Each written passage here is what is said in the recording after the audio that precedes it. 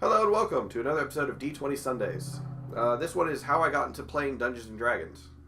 I am joined by my co-star, Geraldine. Say hello, Geraldine. No? Okay. You're just going to sit here and look pretty. I started playing when I was about 19, maybe 20. I just happened to walk into a game store and there was a group of guys playing. And I asked them what edition they were playing, and they were playing original Dungeons and Dragons, not first edition, D&D. And they let me roll up a rogue a thief, and play with them.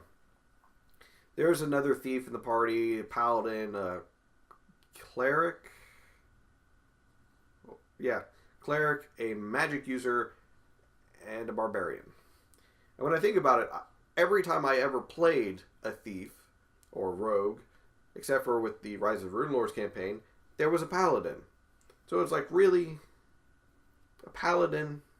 You're just going to cramp my style. And I kind of thought that at first, but no, it wasn't really a cramping of the style. It was more of, my thief was true neutral. He didn't steal out of malicious intent. He stole to survive. And he wasn't evil, so he kind of gained the respect of the paladins in those groups individually. What are you looking at?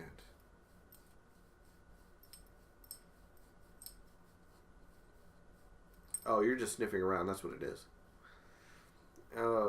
So, with the paladins, I just found it kind of odd that every time I played a thief or a rogue, there was a paladin there who was all like, "Oh no, you shouldn't be stealing." But it is how it is. And then I played with that group for some time, and I ended up giving a copy of my thief, which I named Oric, that's O-R-I-C, to a friend of mine who ended up going to an IRC channel where they played first edition Dungeons & Dragons, and he made him there. When I left that OD&D group, I joined a first edition group, and I played played my thief again, and then I played him again in a second edition campaign, so it kind of became a joke amongst the people that Oric never dies, because he didn't die in any of those campaigns. It's just when the campaign was over, time to find a new group, because the DM doesn't want to DM another go for now. So Oric never died, and knock on wood, still hasn't. And I kind of like that, that he's got this weird immortality about him.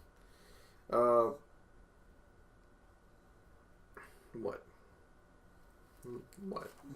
I'm sorry. She's not used to being in this room with me, so she's trying to, she doesn't want to get up because she likes where she is, but she wants more attention and she wants to sniff around.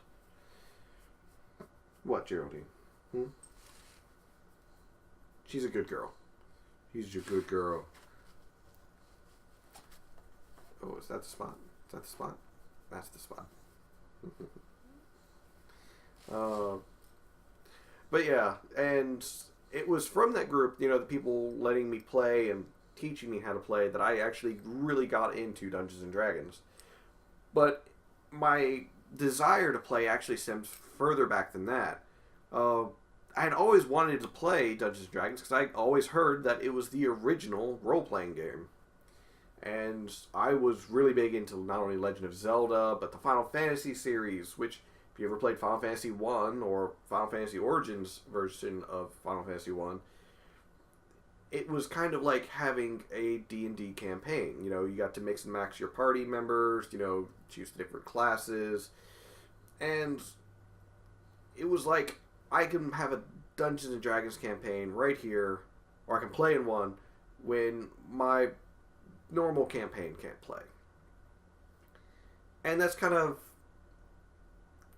how my thought process went. And once I was actually able to play Dungeons & Dragons, oh boy, was I hooked. I'm still hooked. Of course, it comes with its frustrations with, now's day and age, now that I'm older, I gotta think of schedules, not only for me, but for the other members, and sometimes we can't play when we're scheduled to play, sometimes we can play, or players don't feel like playing because they're just burnt out from work and everything. And, you know, there's legitimate reasons behind everything. Oh, what? Oh, you like under the collar? Is that the spot? She likes it when I scratch underneath where her collar was. But yeah, so getting older and playing D&D is a lot more difficult because, you know, like I said, you gotta account for people's schedules, work. Sometimes you're just so burnt out you don't want to do anything, or you just want to play a game that turns your brain off. But for me, playing D&D is relaxing. It is a form of relaxation for me. I have a dog hair in my mouth. How'd that get there, Geraldine? Playing D&D for me is relaxing for me because it allows me to exercise the creative part of my mind when it comes to making characters and everything that I don't normally get to exercise. Anyways, I've rambled on long enough, and you've got to see this pretty girl enough. You have a wonderful week, and I'll see you in the next D20 Sundays. Laters.